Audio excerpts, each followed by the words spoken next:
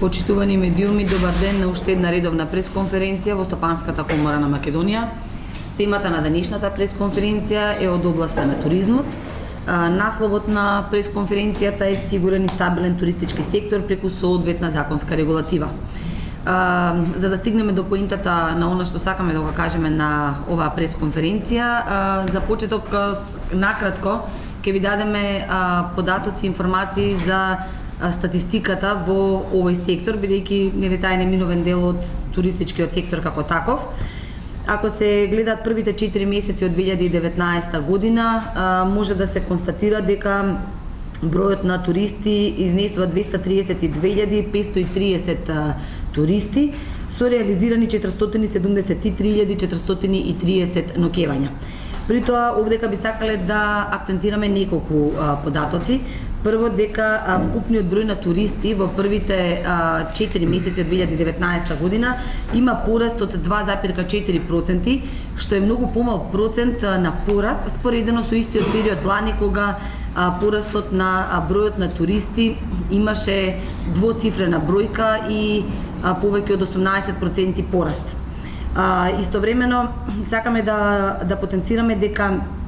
бројот на странски туристи во првите 4 месеци од 2019 година е пораснат само за 1%, а бројот на домашни туристи за 5,4%. Ако се анализираат ноќевањата, тука бројките се дури или процентите на пораст се и помали, односно само за 0,8% има раст на реализираните ноќевања во првите 4 месеци од годината споредено со истиот период лани, или за 4,4% има раст на ноќевањата од домашни туристи, а за 1,3% пад на ноќевањата на странски туристи. Овдека би сакале да кажеме дека во првите 4 месеци од 2019 година повторно доминираат туристите и реализирани ноќевања од земјите со кои веќе традиционално имаме, да кажеме, еден вид соработка во делот на туризмот, односно најголем број на туристи се од Турција, со реализирани најголем број на ноќевања. Потоа следуваат туристите од Грција, Бугарија, Србија, Албанија, Косово, Германија, Словенија, Хрватска и другите азиски земји. Ако се анализираат првите 4 месеци од 2019 и првите 4 месеци од 2018 година, дел од овие земји зазема 4-то, минатата година 5-то место и обратно, но воглавном во првите 10 земји од каде што доаѓаат туристите во Македонија се овие 10 земји кои што ги набројавме. Истото е и со ноќевањата, од овие 10 земји се туристите кои оствариле најголем број на ноќевања. Но она што сакаме да го кажеме е дека во првите 4 месеци од годинава имаме за 15,5% пад на туристите од Турција, а за 12% е реализиран пад на ноќевањата на турските туристи. Исто така имаме пад на ноќевањата и на туристите од Србија, пад на туристите од Албанија, но евидентиран е пораст на туристи од Косово, Словенија, Грција за дури 28,3%, од Бугарија за 15,1%. Овие бројки, вака како што ги акцентираме, не ги акцентираме случајно. Со ова сакаме да укажеме дека веќе подолг период политиката што постои во делот на субвенционирање на странски туристи и туроператори што носат странски туристи и дефинирање на стратегија таква каква што имаме во државата, очигледно треба да биде предмет на разговор, дебата и промена, зашто впрочем и ние како Сдружение за угостителство и туризам при Стопанската комора на Македонија, но и како сектор, заедно со останатите комори кои што функционираат во оваа дејност во државата, а и преку проектот на USAID за подобра бизнес регулатива, каде што сме исто така 4 стопански комори, имаме доставено барања до надлежните институции за промена на моделот на субвенционирање во државата и за кој што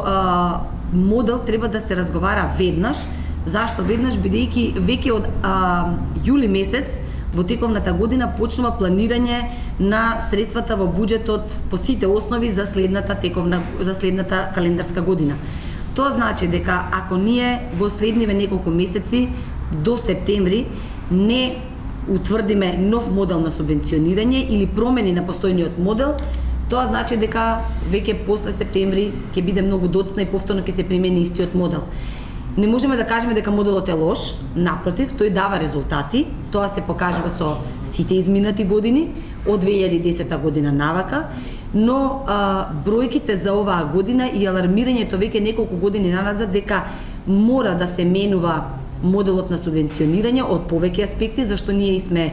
говореле и сме доставили официјални документи, кажува дека мораме многу брзо да реагираме и да разговараме како да донесеме и туристи од други земји, надвор од овие традиционални партнери, бидејќи тие се веќе восстановени партнери на Македонија, и како да го зголемиме прометот од туризмот.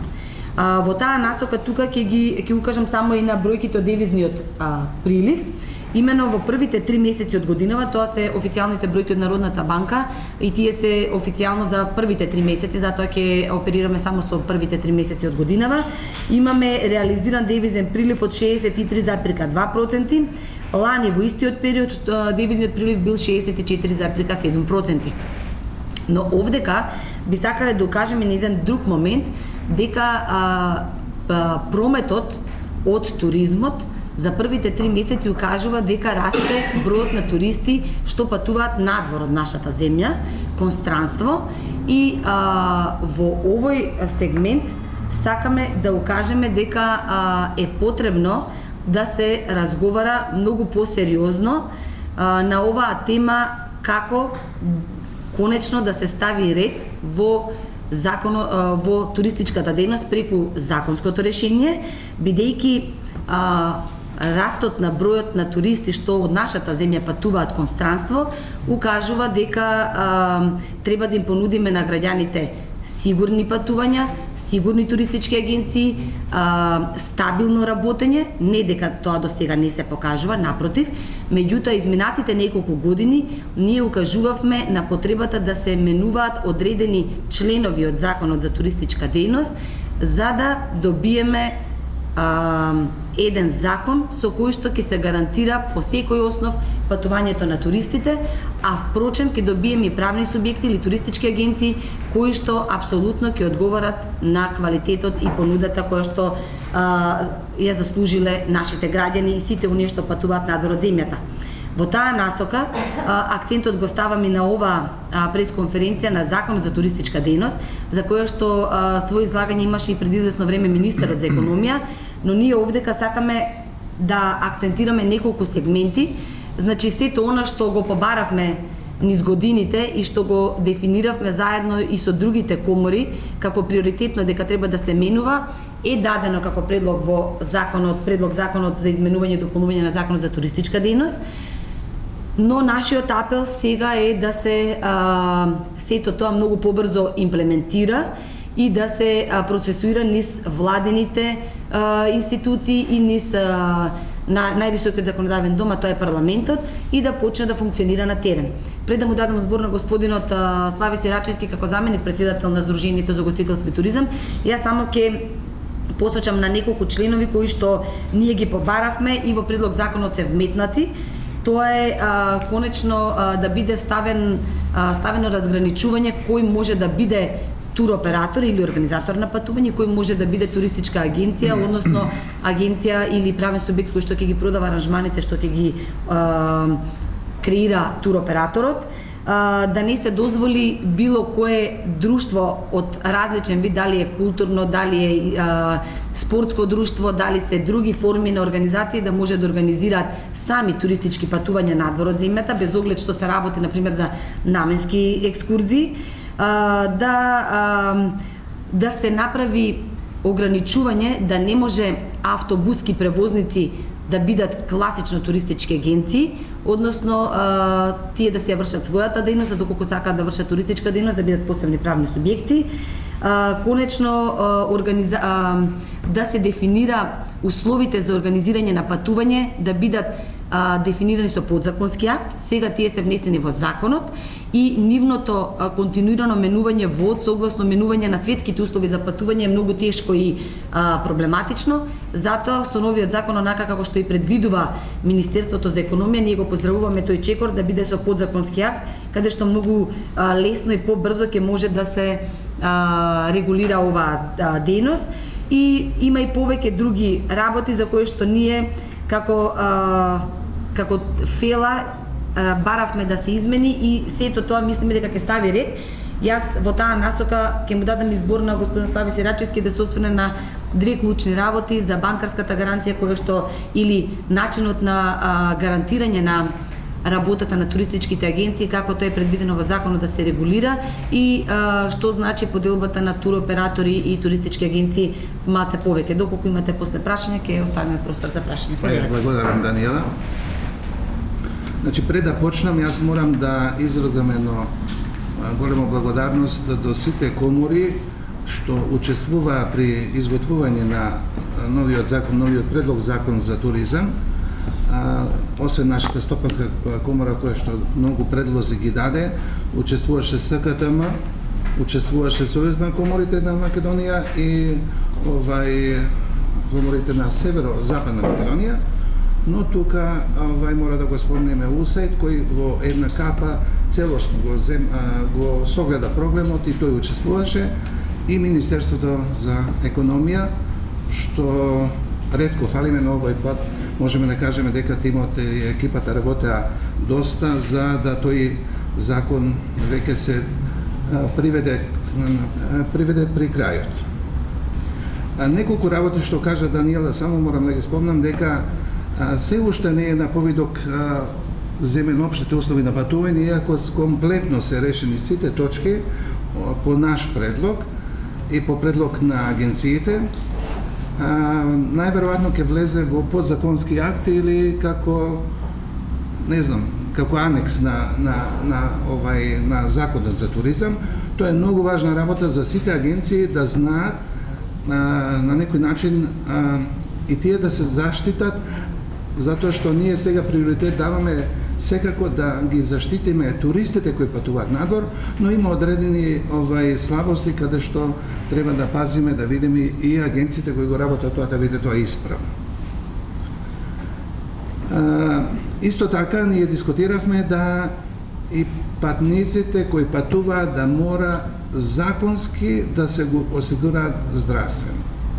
Значи секој патник, освен ако тој нема годишно осигурање здравствено, да мора секоја една агенција или туроператор да ги осигура. Сега, тој закон е, рековме, веќе готов, освен гаранцијата или осигурувањето на аранжманот,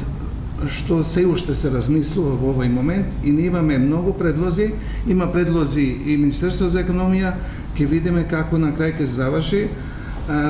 Банкарската гаранција се бара од 100.000 евра па нагоре за секој еден туроператор. Туроператор мислиме на организаторот на патувањата. Таа банкарска гаранција пред се е многу важна за да можеме ние да ги заштитиме патниците за, не дај Боже, ако се деси нешто, да патниците останат надвор, да може тие патниците може да се вратат назад безбедно. Некои од предлагачите предлагаат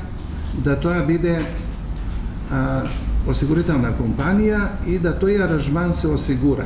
Така да во таков случај, ако се деси нешто, сите одговорности ги презема осигурителната компанија.